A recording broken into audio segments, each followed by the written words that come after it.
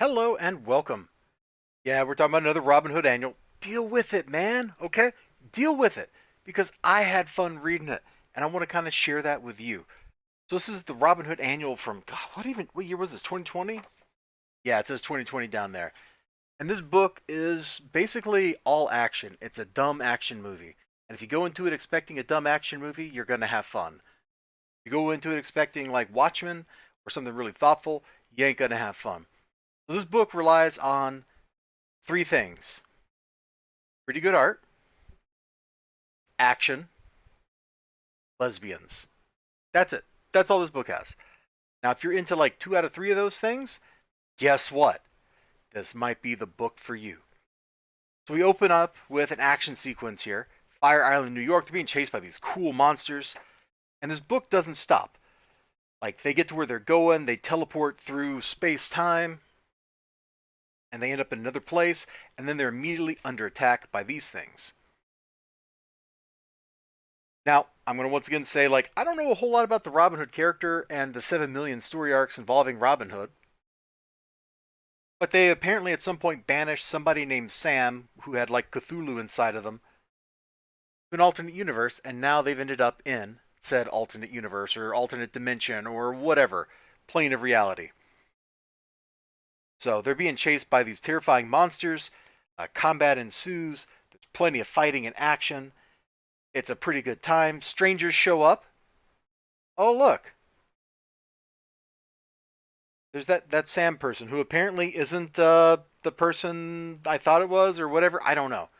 I don't know. What I do know is there's this giant monster, okay? Looks pretty cool, doesn't it?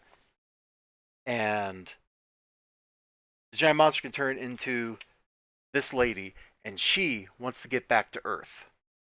All right? That's the whole plot line. Right? She doesn't want to get back to Earth, but she wants to get to Earth so she can kill people, so she can invade the world. And she's very happy that Robin and her friends are here. They meet some other people in the place, and they come up with a plan like, oh, you can work with our troops to blah, blah, blah, blah, blah. I think that's like a direct quote out of the book. Guess what? It doesn't matter. The whole planning thing, no, it doesn't matter. You got a group of good guys, you got a big bad guy. You know exactly how this is going to go down. They're going to go into her citadel, they're going to have a final showdown, and then the good guys are probably going to win. I mean, if they didn't win, there wouldn't be a sequel. There wouldn't be another book, right? So naturally, they got to win. Yeah, you can see like lots of heartfelt sentiment here. She's like lost her powers, sort of, but not really. We got like more monster shenanigans here. It's pretty cool looking. Like I told you, man, the art in this is pretty okay. Like I had fun reading. This art's not Luigi Teruel, but very little art is Luigi. Got like this here. We're just gonna stop here. I've shown like 57 pages. We're gonna stop right here and just take this in. Pretty good two-page spread, huh? So the giant like death worm here, who I think is actually transformed into like a guy. And then yeah, we're not gonna get into that. That's definitely spoilers. We're a little bit past the spine here. This is a big book. It's like 70 pages or something, 57 pages. I don't know. It's thick. It's considering I got it for free. This was definitely a good value for me. But I like it. The book was fast paced. It didn't waste a lot of time on stuff that didn't matter. It spent a lot of time on stuff that did matter, like, oh crap, there are cool giant monsters hanging around. We got people with powers. Let's have them fight. Like that was the book's main thesis. Was like, hey, how can we get our heroes to fight the bad guys? And then let's put them together.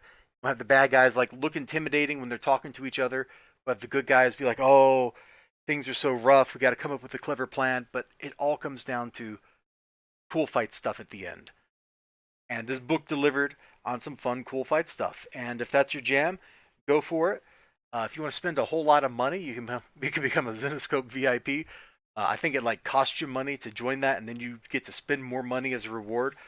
Kind of crazy. Not sure who would sign up for that, but somebody must. So yeah, these Robin Hood annuals. This is the second one here.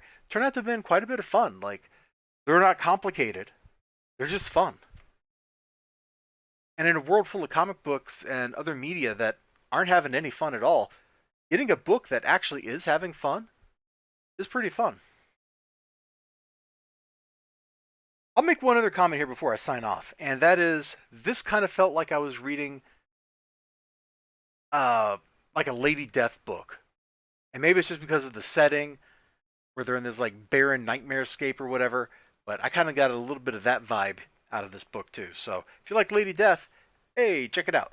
All right, take care of yourselves and bye-bye.